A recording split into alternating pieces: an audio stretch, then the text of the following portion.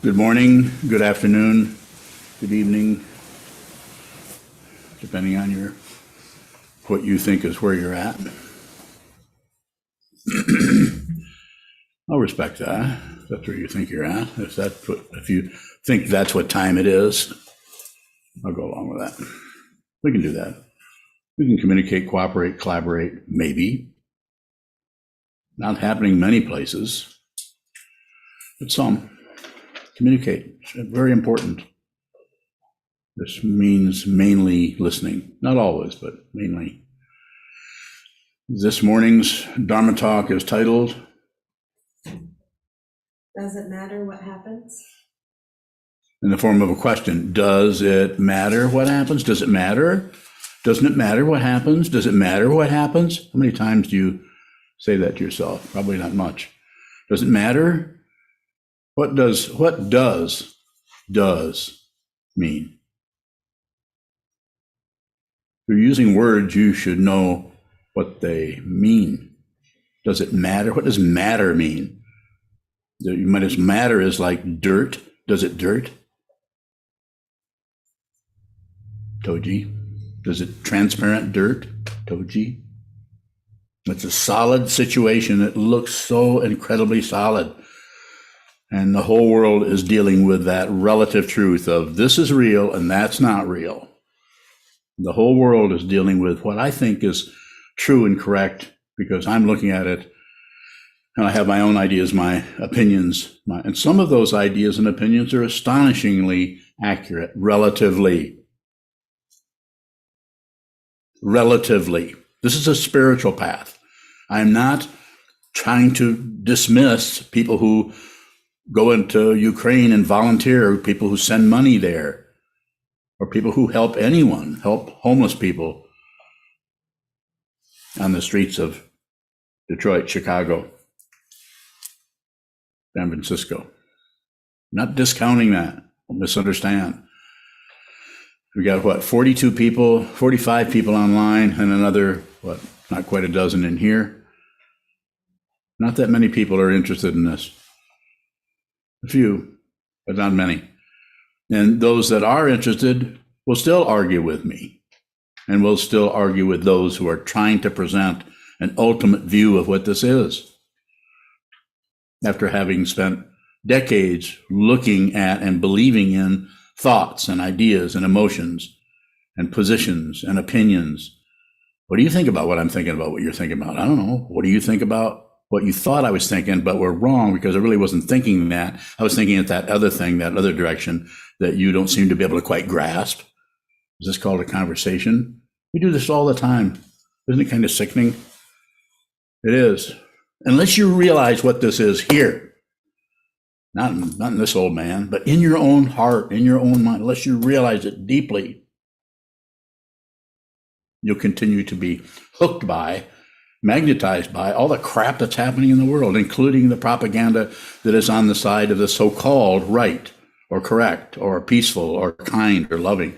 It's not that it's not that way, but it's generated through manipulating physical reality. Of course, we have to do some of that.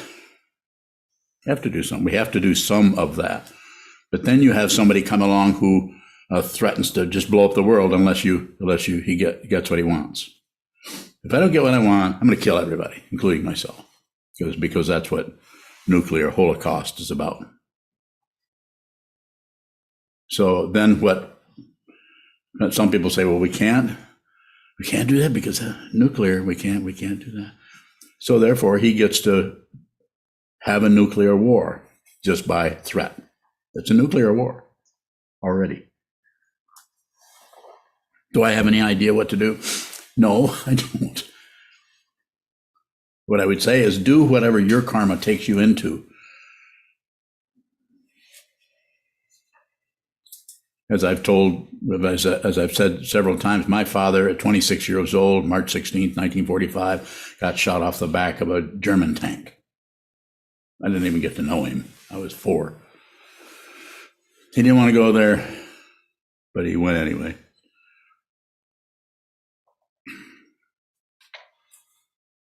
But just that's But that's happening everywhere. It's all over. It's been going on forever. It's dependently arisen. The wars that are happening right now are dependently arisen, and they are dependent on all the other things, all the other obstructions, lack of awareness, greed, passion, aggression, ignorance that we buy into. We buy into our own emotions and our own feelings. Am I saying don't believe your thoughts? Yeah, I do. Don't believe your thoughts. But I know you can't stop doing that. I can't stop doing it. But it's something about watching the thought patterns move, and insofar as you can, keep your imprimatur off from that. Keep your seconding the motion away from that if you can, so that you can see more clearly the actual quality, texture, dynamics, movement, energy of that particular thought pattern, so you get to know deeply what that is. This is opening the mind. You could call it something else if you wanted to, but it's opening the mind so it just receives, so it doesn't produce a bunch of shit. You know what I mean? You know what I'm talking about. In order to realize your true nature, you might have to look at a whole lot of lies and a whole lot of masquerades and a whole lot of the propaganda of the seventh consciousness of ego. Propaganda. Don't do that. Well, what? Don't watch it. Don't do that. As Longchenpa said, I can't quote him right now, but as Longchenpa said many centuries ago, you might want to find somebody that seems to know a little bit more than you do about everything. You might want to, that was his way of saying, you might want to find a teacher. That doesn't mean a teacher that you have to believe in, you have to surrender to, you have to give all your money to necessarily.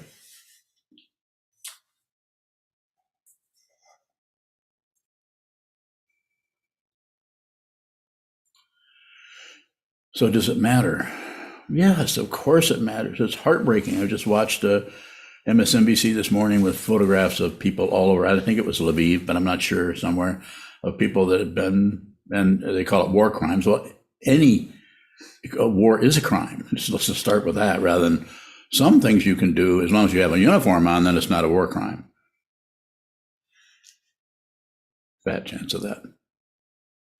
But someone who's civilian clothes and is killed and you can see their hand in the dirt, has fingernail polish on.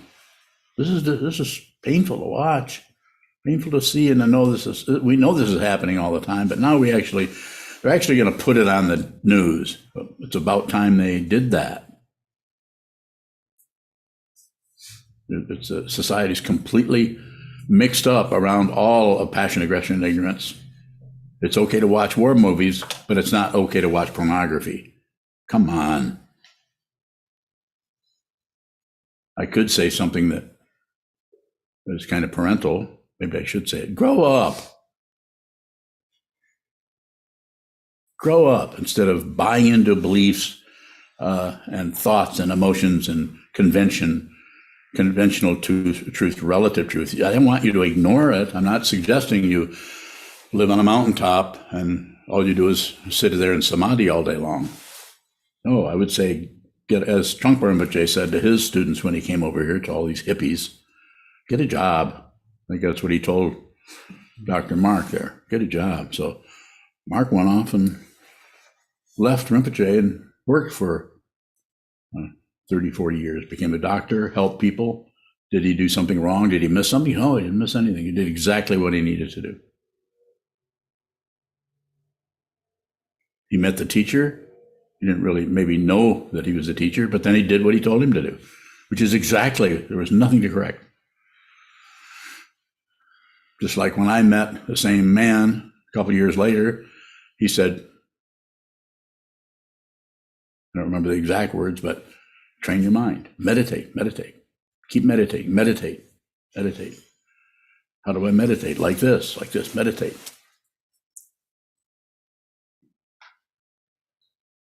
And I could see that he might have a better idea of what this whole situation was about than I did. So does it matter? Yes, of course it matters. If you can do something about somebody who's homeless, without perpetuating their situation, of course, help them. If you can do something about anyone's situation relatively, of course, we want to do that. But train your mind to see the nature of the mind so you don't buy into something that is untrue. And what is basically untrue? That you're a solid being and you're going somewhere. That you're a solid being, that you can live or die. Who you are can't be killed because it's never come into existence. I'm not the first one to say this, and I'm looking at it all the time. And it's not something you suddenly believe in this. No, it's without rails. It's without guideposts. It's without anything. You realize your true nature and you have no proof. If you think you're going to have some kind of indication that you're realized, then that's might be a high level of thinking or understanding or intellect or insight into the pratitya samutpada or any other complicated situation, like the 12 links on the chain of existence, which at first glance are really complicated, and then you start to study them and you say, yeah, I kind of see this. And then the more you get in, you say, no, I don't actually see this, because you realize it is not linear. There isn't anything that is linear other than a line. And find a line somewhere. No, I'm not talking about that kind of a line. Come on. Grow up.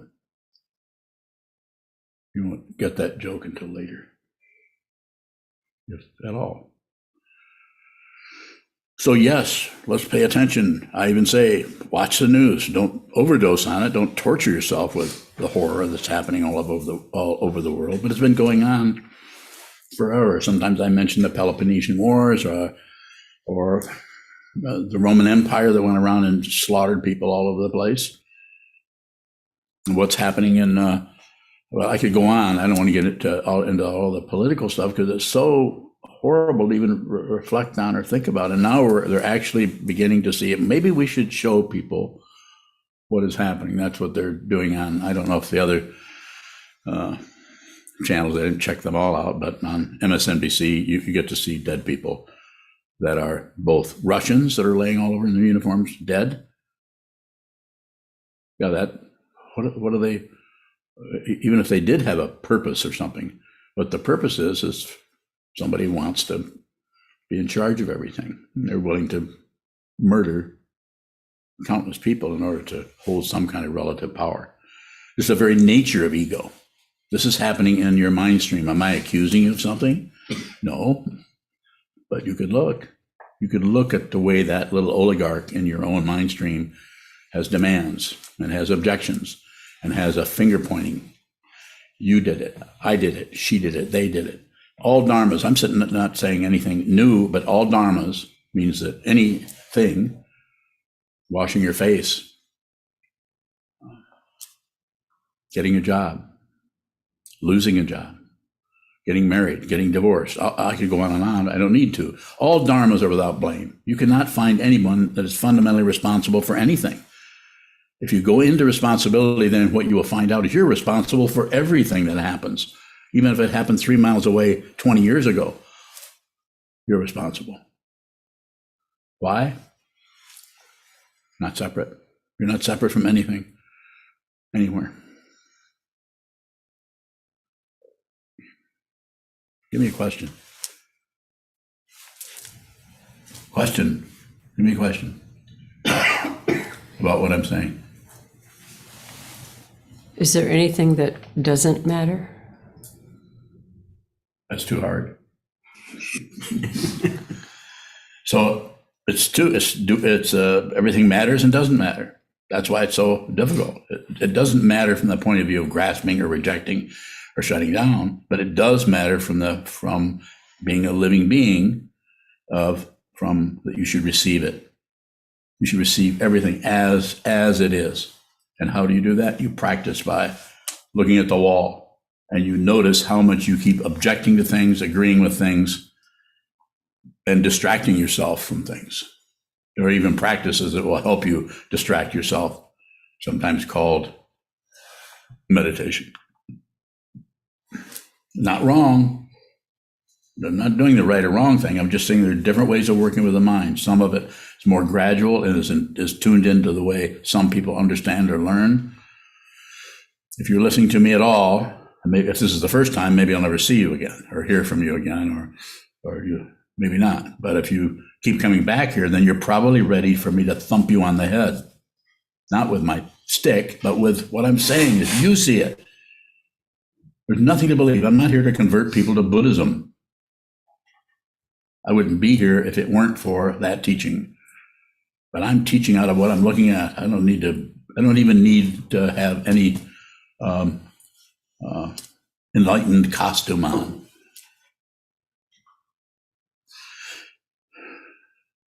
Without this, there'd be a different kind of student. I'd have some students, but then we would have the kind of student who is looking for some real and wild and crazy person that smokes cigarettes and drinks a lot of sake. That's how I got magnetized into having a tantric guru, which I needed. I needed that kind of intense pushiness. But it's not about cause and effect, other than it's just, you just stop covering it up. So could you call that, you didn't cause what appears, it's always been there, you just have stopped with your self-centeredness, your ego, your me. I want this and I don't want that. I want to control this. I need to be me. Bullshit. But if you do, go ahead. Then you'll have my blessings. Go ahead and be me. Be yourself. Do whatever you want to do. But if you want to see what this is, who you are, before your body-mind complex goes back into the elements, if you want to see that, this is a way to do it. It takes a lot of work. It takes a lot of dedication, devotion, whatever word, fancy word you want to use. And you need to do it. And it's realized here, not here. It's realized here. It's not a feeling. It's not saying there couldn't be attendant feelings, but if you have feelings around the fundamental nature of what this is, you might explode. You could do any one of two things in extremis, and they're identical. Break down and completely sob for hours on end.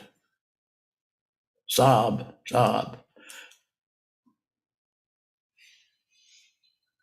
Or you might just burst out in laughter about the absolute, what's that fancy word, ridiculosity? Ridiculosity. Isn't that a word? It is now. It is now. You might just say, what does that think? What was I thinking? Anything. You don't get rid of thoughts. You don't stop thinking. You see the nature of the thinker. There isn't one. Thoughts are dependent. There isn't. They come and they go and they get bigger and littler and more intense and softer and sweeter. It's called relative truth. And it is the complete illusion of being a living being. Unreal. It's unreal. Who you are has never come into being, can't pass out of being. You're here, if you want to use a relative term, you're here forever. You're going to be subjected to this lifetime after lifetime after lifetime. Is that true? Nah, I just made that up.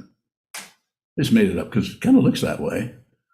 But I don't know. Why don't you find out? And then you come back and tell me, well, it's only 3 lifetimes, but then in the 3rd lifetime, then because of the fundamental nature of the astral body, and especially if you're born in an earth sign or a sign that's fixed. And then, of course, you have to look at the Enneagram to see how that plays in, because if you're a 1, you're pretty much screwed.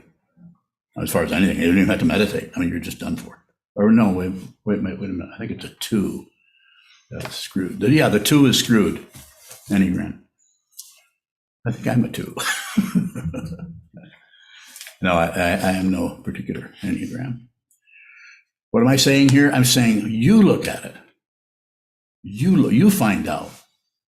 Get your body, mind to the wall, sit down, hold still, and train your mind to see the truth. So you don't have to you don't need my help.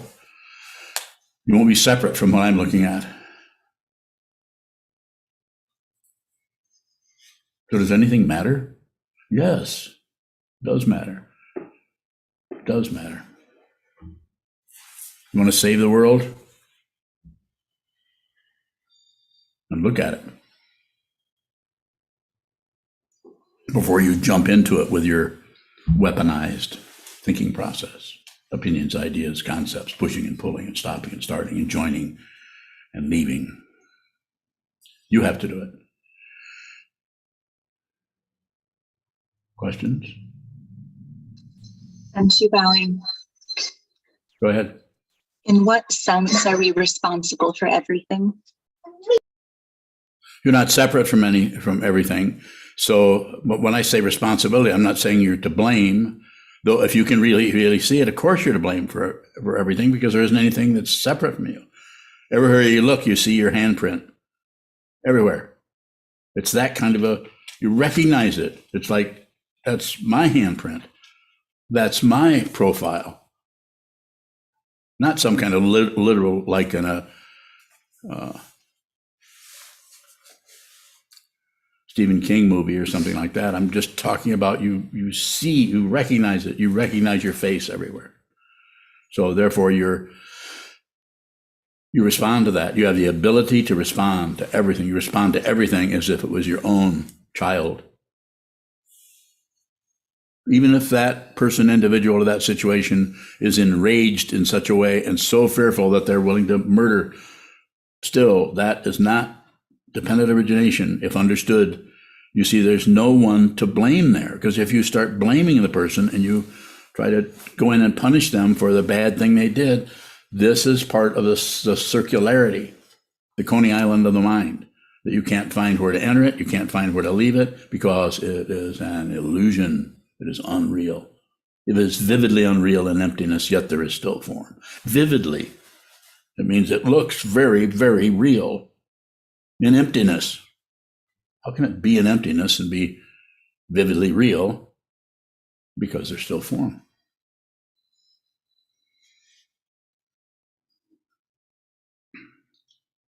Kevin. Kevin bowing.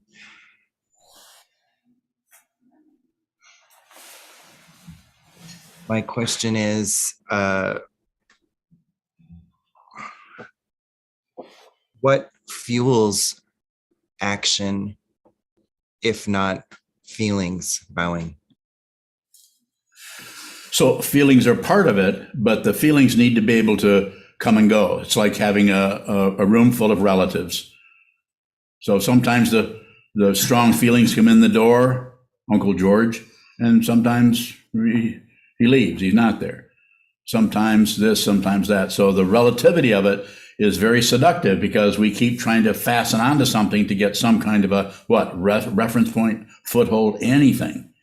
This is what Buddhism is about. It's what meditation is about. It's what the Buddha, the Dharma, and the Sangha, the three jewels, are reference points that you will need, at least as far as I can see, until you realize your true nature. Then you don't need anything. And the emotions may come and go. They are just dependently arisen. Doesn't mean they don't feel intense. It doesn't mean that you won't collapse on the floor in deep sobs about what you're looking at, or what you sense but can't tell what it is.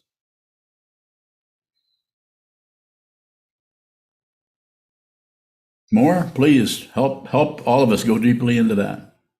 Kevin bowing. I feel I get confused about equanimity, seeing the equalness of all things, and Got it. You won't see equanimity or equalness is a concept about something. It's not the actual situation. The actual situation is very, very unbalanced. So if you're looking for conceptual equanimity or equilibrium or balance or totality or anything, it's a word, and we may need that at some point, but at some point you're going to need to, you could say, step away from that, discard that, have some guts, go into the darkness without the roadmap. And where's that darkness? Here. Not out here. It just looks like it. It's very magnetic. That's why people join the military. That's why in 1959 I joined the Marine Corps, because I had no idea what to do with my life. I was terrified even being a person. What if I do something wrong? What if I make a mistake? Was the Marine Corps a mistake? It looked like it for a long time until I had some understanding of what a mistake even is.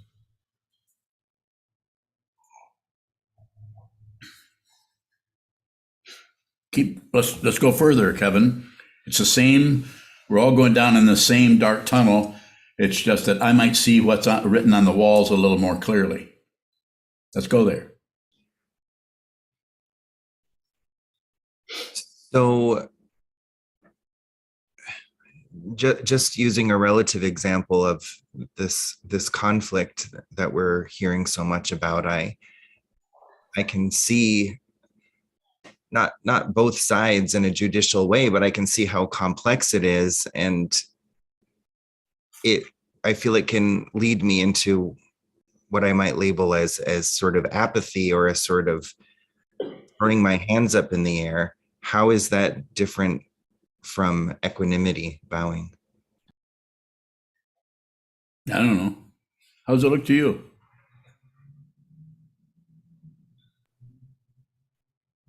Well, it's like seeing what a mess my room is. I'm like, oh, what's the point? Who knows? I can't even begin where to begin with this. So how can I feel that there should be some energy from my vow or my dedication to the path, and instead I feel a paralysis. Bowing. So that's awareness. So don't leave the paralysis for what it's about or what's causing it. Don't go down the trail of cause and effect and try to sort it out. This is what ego does, try to sort things out to get a reference point to see, why do I have paralysis? Why can't I clean up this mess? Rather than see the mess. Actually look at that situation. That's also dependently risen. There's no one who's messed anything up.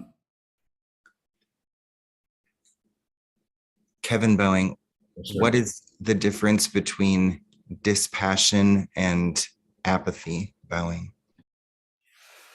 So apathy is an actual shutting down, and has a quality of ignoring or ignorance. It's just like, as if you said something, just like, yeah, I'm not going to be bothered with that. That's just, or that's not important. Why would people even pay any attention to that stuff? Some kind of apathetic traditional idea. But then the dispassion, if it's dispassion from the point of view of the spiritual path, it's actually not believing, disbelieving, or ignoring anything, and especially emotions. You can actually, since there's no one here anymore, there's no solid being here anymore. There's no preference. There's no opinion. There's no judgment. There's no self. There's no. And anything that does show up as that or masquerades as that is included, but it is seen for what it is. So therefore,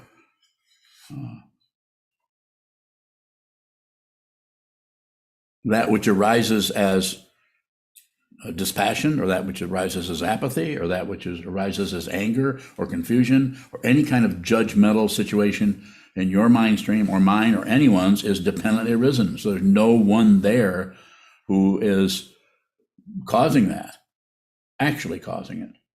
There is an identity, an ego, that is also dependently risen, that thinks because of the nature of consciousness finding its own form, it will settle for me and my world and my stuff, and I'm going to do this and I'm not going to do that. There's no way they can make me do that.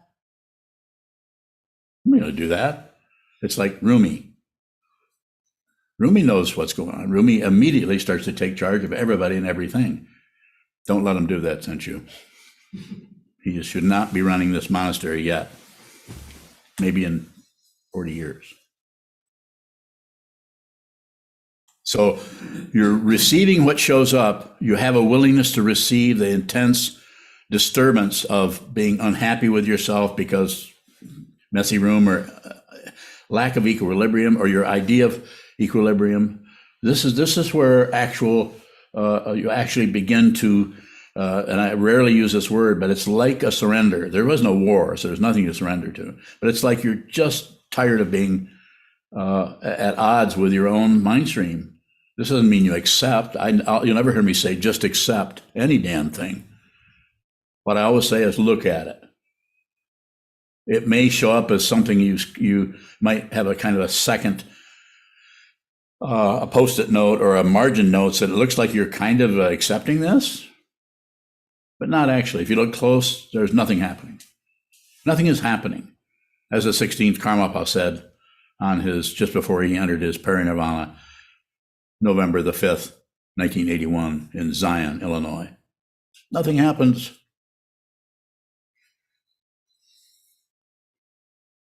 He's dying.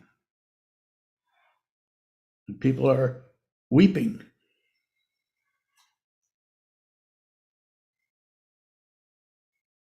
Nothing happens. What does that, what the 16th incarnation of the Karmapas, starting back a long time ago. I don't do the math for that. But nothing happens. What kind of teaching is that? Well, if you're a student of his, it's a pretty profound teaching, especially when you're dying within maybe a few hours after he made that statement to Ursel Tenzin, the Trungpa Rinpoche's Dharma heir at the time. Thomas F. Rich was his Western name.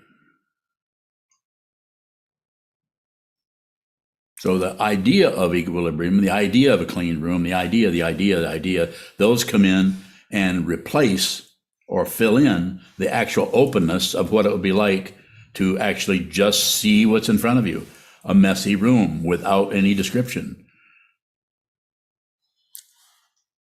That situation is not about a person who's not very neat.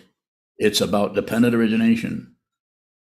Pratitya Samutpada, it's about that which arises not as a separate situation, but is coincident with, contingent upon, and interrelated with everything that looks like a separate thing. The illusion is the separation. The reality is suchness. The reality on the path is emptiness. Fruition is suchness. Are there more questions? There was a question in the chat box. Or Kevin, I can take another question for you to follow up on that if you have one. Oh, I was going to read from the chat box. Okay, thanks. Hakuran bowing. What is a mistake? Bowing. Yeah, it's something we call, it's a name that we put on something that we don't like or we think went awry or didn't show up the way we wanted it to show up. So we take charge of everything. We just take credit or blame.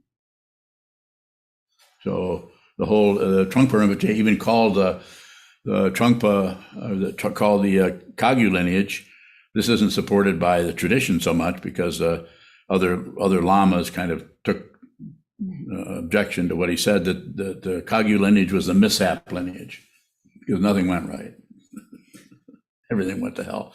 And of course, it's everything. The spiritual path is just a bunch of mistakes or mishaps until you begin to see your true nature. And you won't see your true nature if you buy into right and wrong, correct and incorrect. If you go that, well, I can't do that because. I just had one of my students, longtime student, after many years of not connecting with me at all, when we contacted to see where he was at with this path. And he basically was very sweet, very kind. He says he was going another direction. Thank you for your teaching and all of that. And then we said, send back your Raksu. Well, I kind of like to keep it, I think was what he said. No, we kind of like to have it back. That belongs to the Buddha. It's not a souvenir. So we now have that back. We have his certificate, his bloodline or Kechinaku, all the lineage holders and everything in his name. That was not something that was given to him as an individual. That was given to the Buddha. Return to the Buddha, return to the Dharma, return to the Sangha. That's how that's done. You're not returning to something that you somehow left. You're returning to something you've never been separate from. Stop covering it up. It's not about believing something. Believing something means you got to have proof or evidence. You might as well be in traffic court.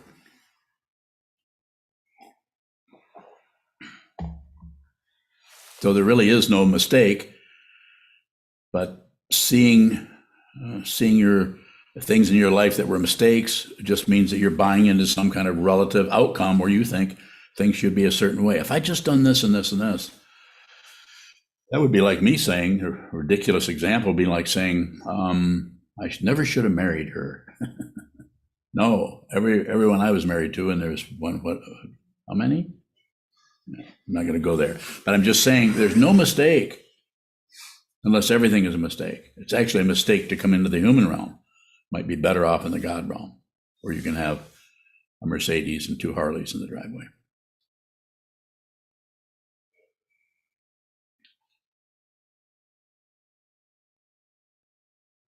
Don't you? Question from Hassan. When I recognize that I have associated myself with the mind, in that moment, should I look for the one who was distracted or just be aware of the next arising? I'm assuming you're doing sitting meditation at this time, and I would say just watch what moves. Don't necessarily go to a particular department. Just watch what moves. It won't last. Anything that shows up is going away. Very nature of compounded things is they come together and they go away. Thoughts do that in an area that's is not quite as attached to time and space as the physical realm, but still a realm, that area of the mind, Sambhogakaya. Things come and go. Just observe. Give everything your attention. Just receive. Be very generous with your attention. Give everything your attention, starting at the wall in front of you, starting with your own knee pain, or with your own spinning mind, or the mind that's worried or grabbing or pushing or pulling. Do nothing with it. Fix nothing. Correct nothing. And also, don't fix or correct the impulse to fix or correct. Don't correct the corrector. No credential. Much more lonely than getting somewhere. He has a follow-up statement. He says, I'm asking because in that moment, I don't find anyone who is distracted, and also there is no trace of thought left. Okay. Then do that. Why ask me? If you're saying that's how it is for you. But that's sounding very much like a credential, albeit highly polished. Anytime you get anywhere, it's going to come apart. If it doesn't, then it's just a high level of relative truth. It's not awakening. If it's awakening, there isn't anyone there. If it's awakening, there isn't anyone there that's separate from anything. Anywhere.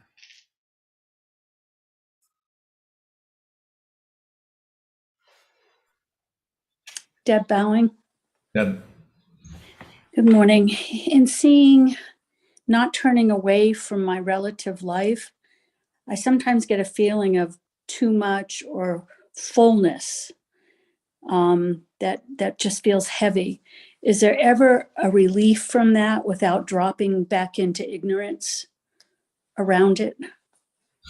I wouldn't worry about if you're practicing every day, or most every day, and you're using this structure, the Buddha, the Dharma, and the Sangha, teacher, teaching, community, that will help. You might need more of one and less of another. That's up to you.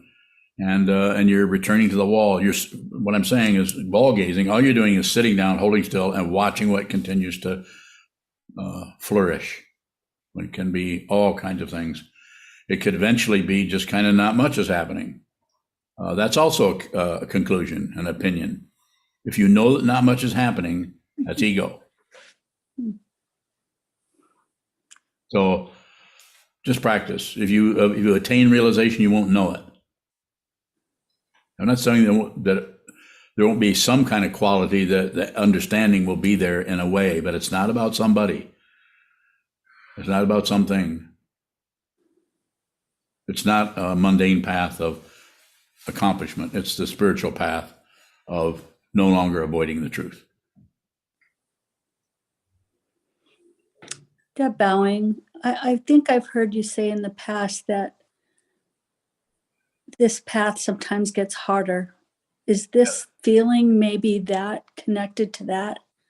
That sometimes that it just sometimes feel like it's whatever it is, but it's harder sometimes. Yes, because if you, just a simple way of sometimes say, if you've just spent the last 20, 30 years or whatever, a lot less than that with you, but, kind of avoiding and cover up. We get very good at covering up, and we can actually be some kind of a relative person with credentials and our life path and what we're good at and what we're not so good at, what we've accomplished, what we haven't, what our children have done, getting our identity from all kinds of reference point.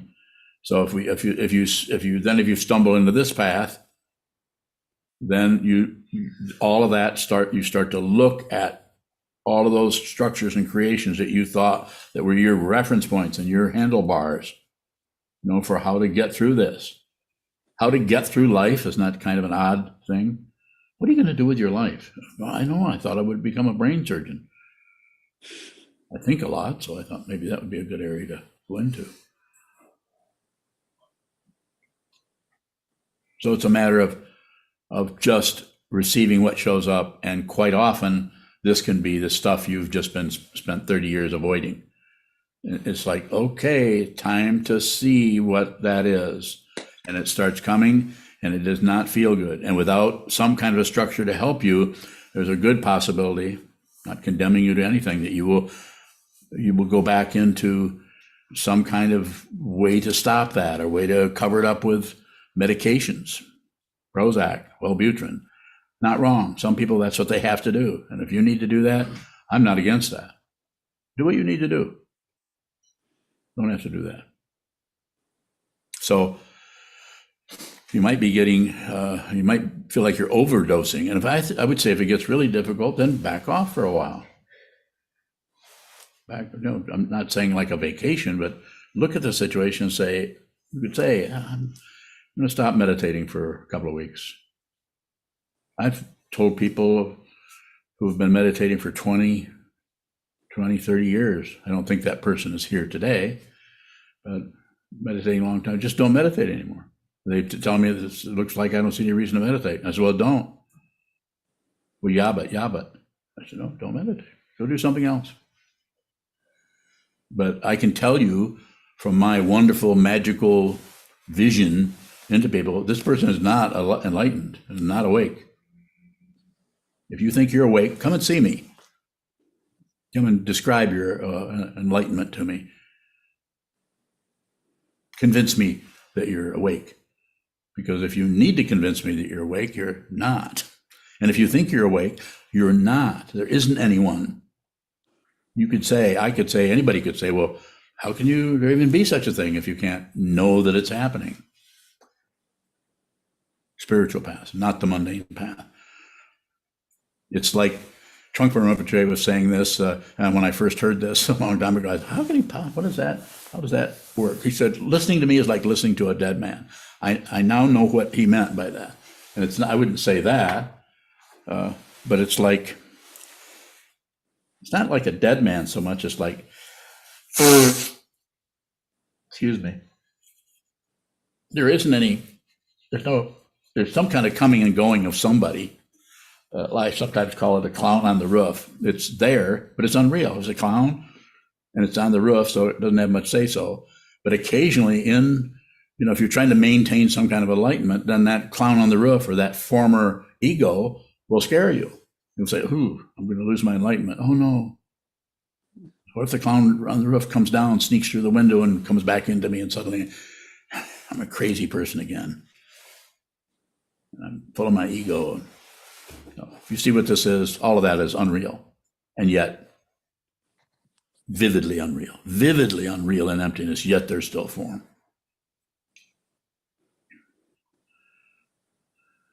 Go ahead, Young. Yuhong Baoying. I have two questions. The first question is about, like Kevin's asking a follow-up question. So can equanimity be understood as just receiving even though one has strong emotions? Baoying? That's pretty good. Yes. Just receive. You can do it. I mean, stuff is difficult. It's painful. We have emotional reactions to this and that. Do nothing with them. Don't figure them out. Don't calculate. I'm not saying you may not need a therapist. I personally don't think you do, but you may. You may need someone to help you sort through some of that material so that when you do meditate, you might have a little bit more ability to, what do we say, hold your seat, just stay there. So you may. A lot would depend on how good the therapist was. When I say how good, I mean how clear they are about what this whole thing is about. And there are some that are pretty clear. Thank you, Yuhong Baoying. My second question is, I think you mentioned don't conclude. So how can we look at conclusion? For example, this word mistake. How can we understand this on both sides, like mundane, and also on this path? Because that's very overwhelming to live every word like equanimity, mistake. I certainly just based on what I understand and do. But anyway, my question is, how can we look at our mind on both sides? Sorry. So first of all, I'll agree with you. It sucks. And the other thing I would say is just do it anyway. I mean, you're alive. You're a young woman. You're alive. You're here. Just do it.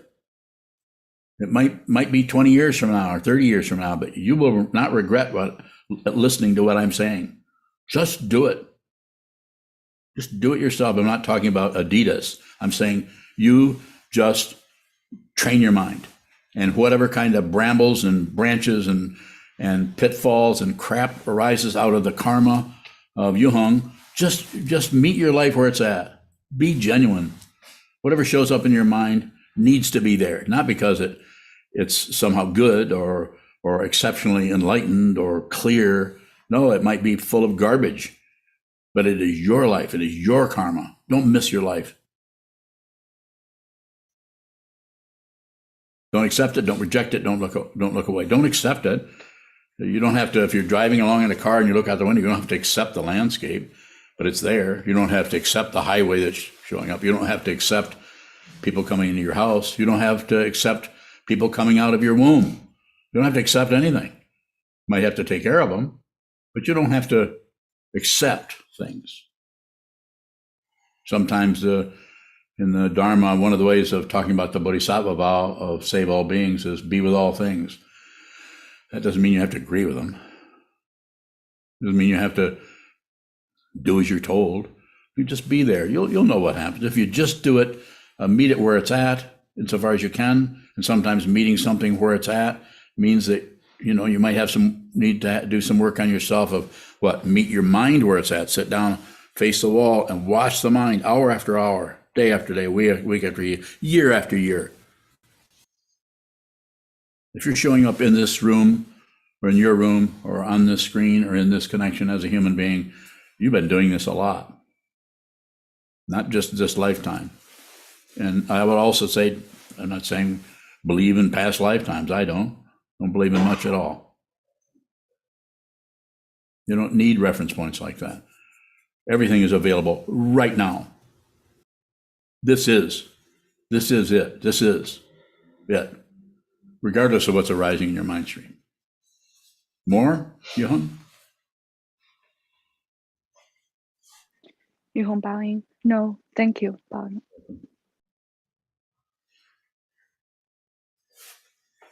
A question from Chris Smith. Is this path a form of simplified insanity from the point of view that everyone is insane? No.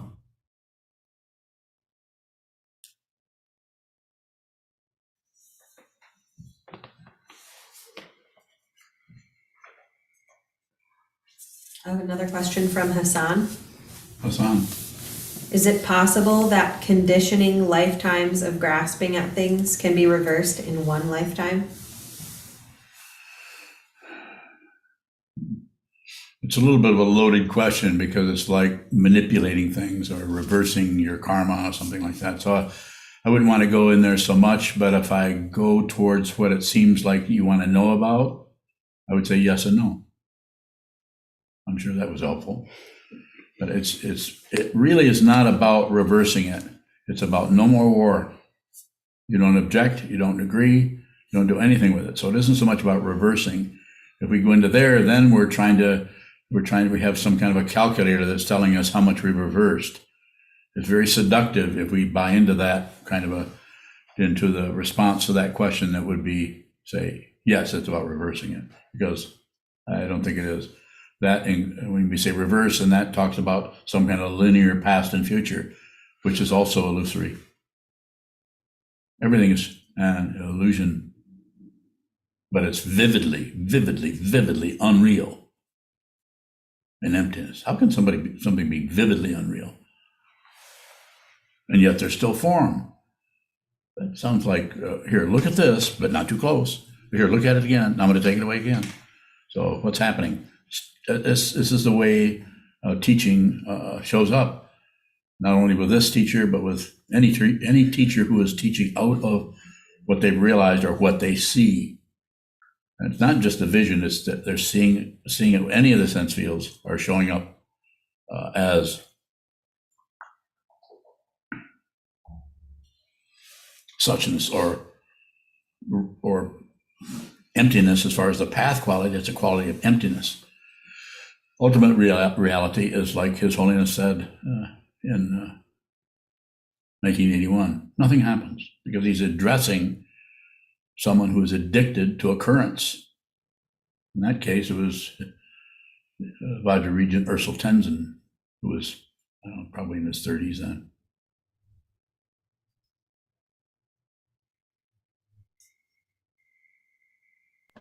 Kevin Bowing, Maria has a question in the chat.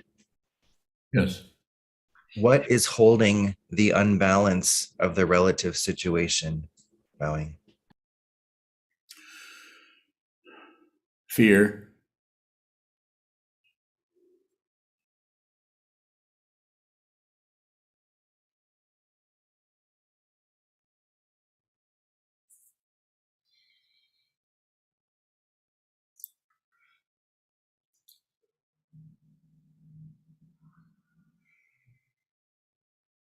Aren't you bowing? Looking back on some issue that caused me a lot of difficulty in the past, I might look back on it and think, why was I so upset over that? It doesn't really matter that much now. Mm-hmm. If we see what this is, do we get that same kind of objectivity or space around things that are happening now? You may, the kind of talking ourselves out of it. Well, it's not such a big deal, or why did I make a mountain out of a molehill? So there's something to that, because we're beginning to see that really wasn't, there was a load of emotion, but that's showing how the deeper layers of consciousness are not gone. The seventh is teaching of this 8 consciousnesses in the Yogacara tradition is addressing that particular area of the 8th consciousness, where all of the seeds are. Nothing goes away. Everything keeps appearing and appearing and appearing. It doesn't go away. It goes away in the sense of the teaching of impermanence. Its structure goes away, but the energy of it is still there. If you fight with it, it's still there. If you agree with it, it's still there. If you ignore it, it's still there. If you don't do anything with it, then it doesn't do anything with you. As who was it? Bardor Toku said, if you do nothing to thoughts, they will do nothing to you. Pretty straightforward. I think that was Bardor Toku. Might have been Kangu Rinpoche. It was one of those Rinpoches. Kagyu teachers. More? Junchu bowing. So if we see what this is,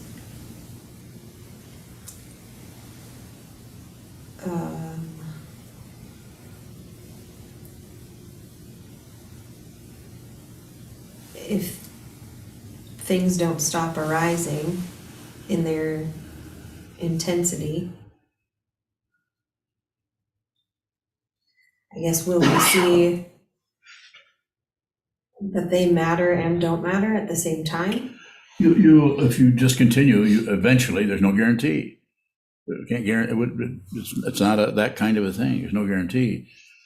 But here you are, you stepped onto the spiritual path. Just continue, see it all the way. Don't stop. Keep going, return to the Buddha, the Dharma, and the Sangha, return to the training your mind, return to the teaching, and whatever aspect of this 2,500-year-old tradition shows up as being the most supportive and most inspires you to keep going, use that energy. Some teaching is very kind of complex and it's not so inspiring. It just seems to be confusing. And other teaching is, it depends on who it is very uplifting and inspiring. But as far as will it change or will it go away or will it make sense? Is that what you're saying? I don't know how to ask her. Yeah. So let's put it this way. I'll put it as bluntly as I can. What was the name of the talk title? Does it matter what happens? Okay. Let's put it this way. And this has to be understood in the way that I'm addressing this. Does it matter? Yes, relatively, it really matters what happens. But ultimately, it doesn't matter because it's not a separate situation. And you will be able to see both of those at once because they're fundamentally not separate from each other. But until you see your true nature, until you see what this is yourself, you will continue to buy into right and wrong. You won't see dependent origination. You won't see that there's not a separate thing anywhere.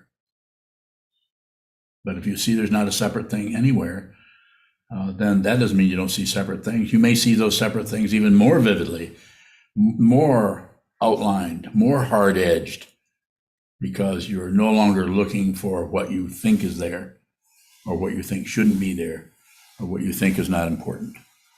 Three poisons. You actually receive this world as it is. And what do you see when you receive it? You're not separate from it. You never were. Everything is your heart's desire.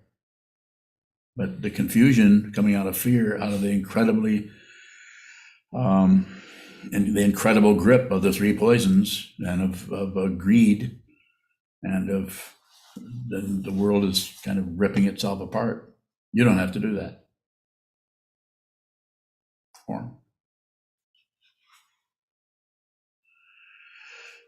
Jason Bowen. Yes, Jason. When you were talking to Kevin, Yes. You were talking to him about looking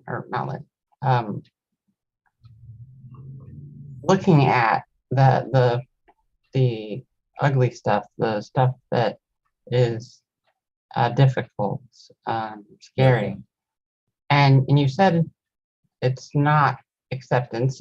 And there's a little similarity to acceptance, but it's not really acceptance. Yes. It sounded like you were talking about finding a way to allow yourself to really look at that. And so my question is that kind of what you're talking about?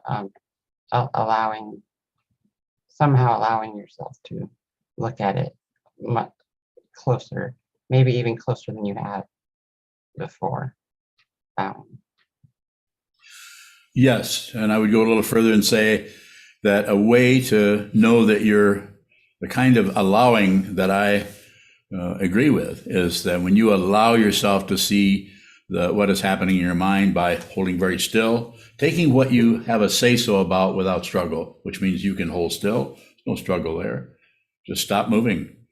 Now, if your knee hurts, in past traditions, past times, and more macho controlling situations, you would have to sit through knee pain no matter what. And this is an incredible misunderstanding based on a bunch of old men wanting to control everything, as far as I'm concerned. And if you hear sarcasm there, it's because it's deliberate. It's about being kind to this whole body-mind complex. Nurture this situation. Don't torture it into some kind of a control mentality that takes the place of your actual realization. Some people can sit very still for long periods of time. Not a big struggle. Do that. But if you can't, move, get up, walk around, come back, start over, like we do in the block sit. It's not a confinement, it's a form. It's not a prison, it's a form. That means that you observe the form by watching what moves within the form. And that may be your body getting up and going out of there. But to continue to come back and return to that, that is allowing. You're actually allowing yourself to get up and walk, move a little bit. You're having some respect for what's happening in your body, mind. That even happens in the monastery. And we have very, very strong forms. But nobody is made to follow them. You're not chastised or berated for not you.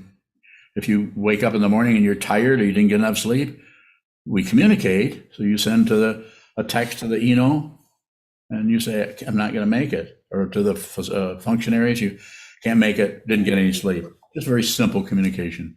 No justification. No right or wrong. It's just silly to do that. This doesn't mean that you might not be thinking, "I really could get in there. I just don't feel like it. I feel lazy," or whatever you might say to yourself. You need to respect that. Don't improve. Let's see what this is rather than improve based on wanting to be a better person or a better meditator. It's crazy to do that.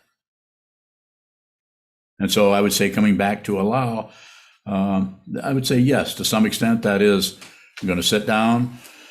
I'm not only going to allow myself to witness receive all the crap that keeps showing up in my mind stream about how messy the room is. I'm just going to look at that. I'm just going to receive that.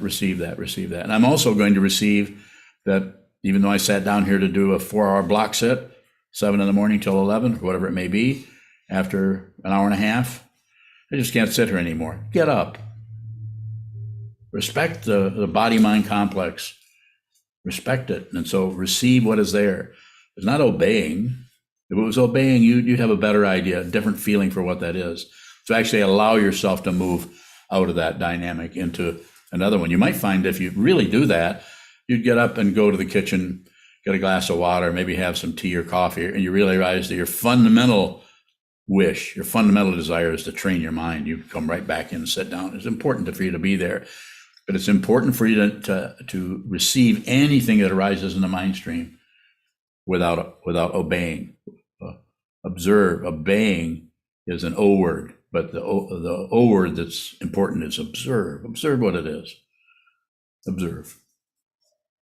Further, Jason? So I was thinking more about the tough mental and emotional stuff, and Kevin was talking about, his feelings of apathy and in relationship to Ukraine and how to look at that, and you said it wasn't quite surrender and it wasn't quite acceptance, but there's like a little bit of that there. That's kind of what I heard. I mean, I was thinking of my therapist has this thing called radical acceptance, and I know it's not that, but again, radical acceptance feels like you're just, I'm going to allow myself to just be with it, or say it here it is. And so I guess there's like what is that like looking at it? How do you figure out or notice and receive it in a way you hadn't before, or kind of allow yourself to look at it a little bit more in a way that maybe you weren't before? Okay, I'm going to respond to your question, but first I want to know, in 1 week, how many hours are you doing shikantaza, if in fact you are doing shikantaza? It's extremely variable. I'm kind of right now just, if I can find a moment to do it, I will do it. I mean, I think this past week I maybe did 3 hours. I mean, in past weeks I've maybe done 12, 20 hours. Like it just, I'm really busy with some incredibly vital things right now. So when I can sneak a moment, I will do it. So that would be the area I would go rather than step into your relationship with your therapist. I would just say, stay with that person, stay with him or her, and just listen to what they have to say. I think radical acceptance is it's still a relative way of working with it, but you may need to do that.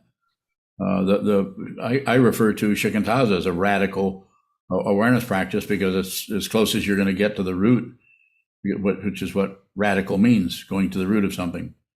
And so, but even that doesn't quite fit. It's more, there's less reference point there than that. The other thing I would say is if you can, bump up the sitting practice, maybe a little each week or something, or add 10 or 20 minutes per day or something like that if you can. So to be honest with you, when he mentioned radical acceptance, I remember that you said to not accept, and I felt like that wasn't exactly for me, but there was a similarity between what he was trying to say to do versus similarity to what you say and just receiving it instead of me fighting with whatever emotions and stuff I'm dealing to receive it and to just in a way to let go of that and receive it. So that's what I took out of it, and that's what I try to do is kind of go back, and if in those moments that I'm feeling something like that, to go and do some shikantaza. But I was really my question and curiosity was more about that line between kind of acceptance and just receiving it and allowing yourself to receive it as fully as you can. Bowing.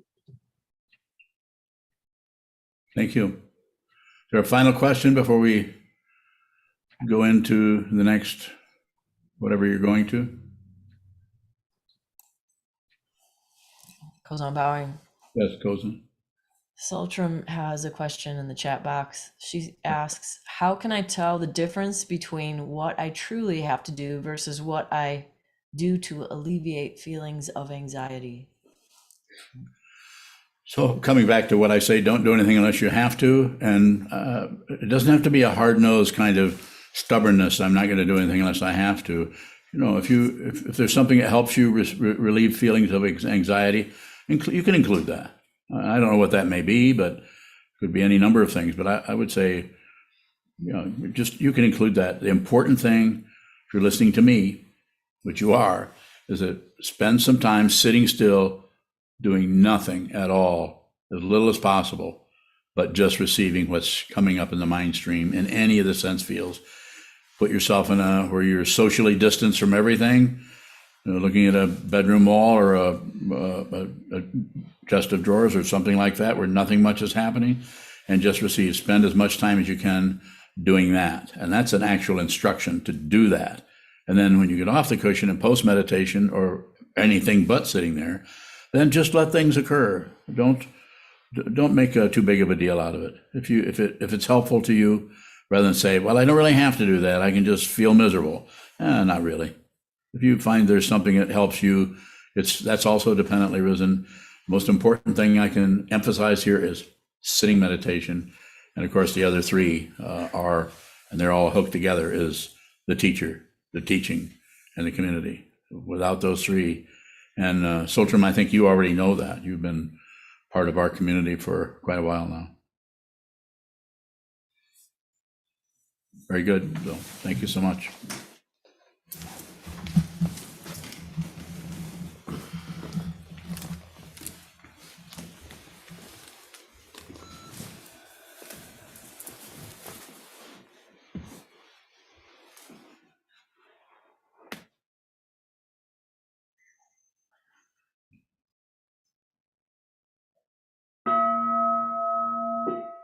May the merit of this penetrate into all places, so that we and every sentient being together can realize the Buddha's way. Jiho san shi shiku, shi son bu sa moko sa, moko ja. The 10 directions, the 3 Buddhas, all venerable ones, Bodhisattvas, Mahasattvas, the great Prajna Paramita.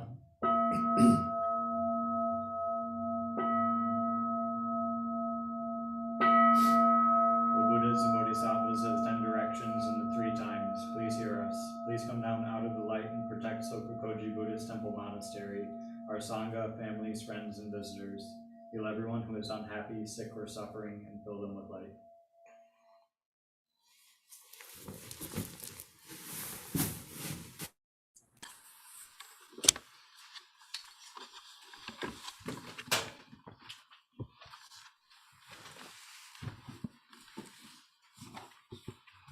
Everybody. Hello. How are you, Sheldon? All right. That's good. How are you? Just doing pretty good, actually, for